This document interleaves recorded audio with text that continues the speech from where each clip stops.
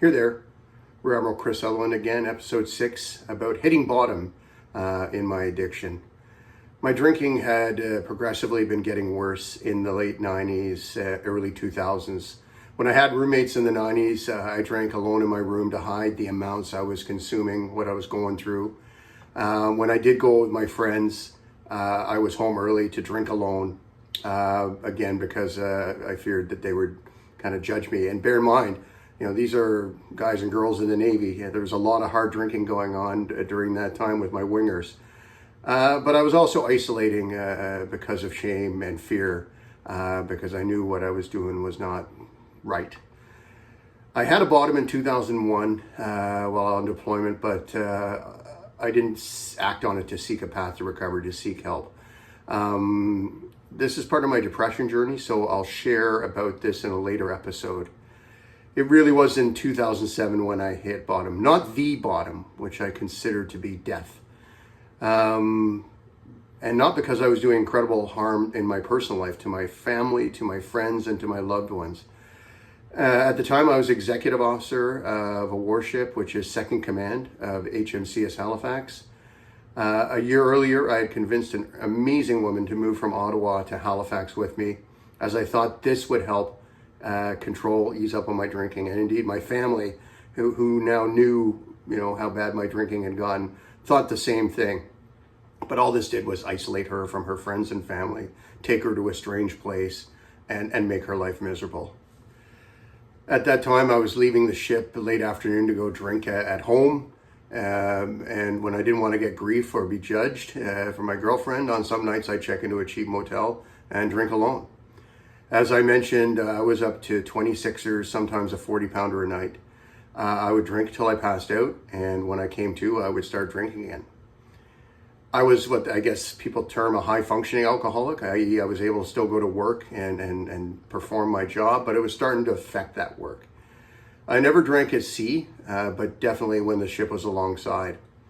I began becoming overwhelmed by the workload of being an executive officer, a second in command. And, the drinking was contributing to this. And of course, the drinking got worse because I was self-medicating to deal with the stress, the fear, the shame. I actually reached out for professional help when I was calling the Navy hospital about a junior sailor who was struggling with addiction. The addictions counselor at that time, she recommended that I come in. I spoke with her, or I took a kind of a test, and I scored 100%, shock and surprise. My then girlfriend, later told me that I was incredibly suicidal, for months, as I thought my career and my entire identity, in the military was over. I come from a military family, and the fear and shame was going through the roof.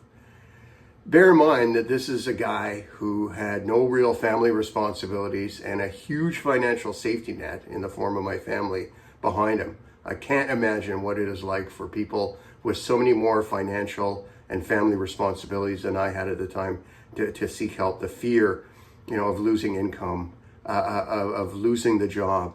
For me, I was fucking scared. I am so lucky that when I hit bottom and reached out for help, that the non-judgmental hand of help was there. My commanding officer, the commanding officer of my warship of Halifax, his response was, no judgment. It was, sorry, Chris, Suds, what can I do to help? And it was kind of funny because I had no idea, you had a drinking problem. And I said, sir, I've been training for this for over 20 years. I'm really good at hiding it. I was overwhelmed by his kindness, by the kindness of those who, the small circle who knew what was going on, and that lack of judgment, because any kind of judgment would have driven me into an even greater shame spiral, greater isolation, and I'm pretty sure I would have drank myself to death. That non-judgmental was so critical to my recovery.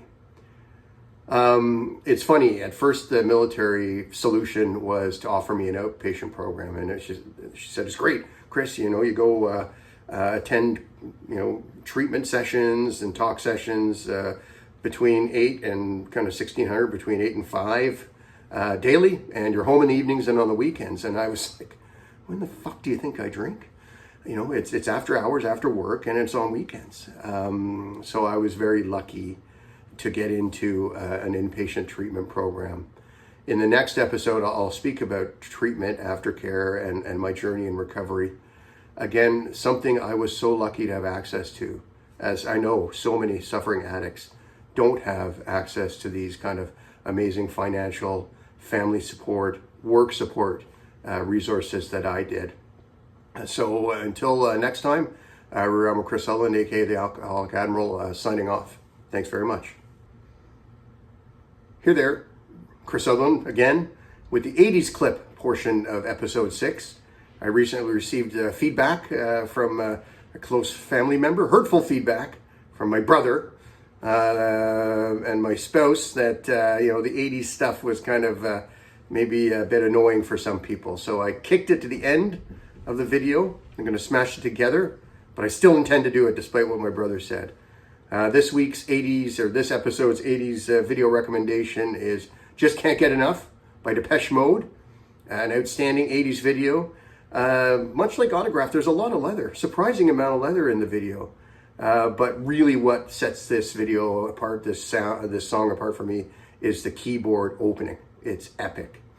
And then to watch the choreography of the outstanding Depeche Mode dance team is pretty impressive. I think we had to wait until the early to late 90s for the arrival of the Spice Girls and for S Club 7 for English video choreography to really hit its mark. But anyways, I'm going to post a link to Just Can't Get Enough by Depeche Mode. I encourage you to have a look. Until the next episode, Alcoholic Admiral Chris Sutherland signing off. Thanks very much. Cheers.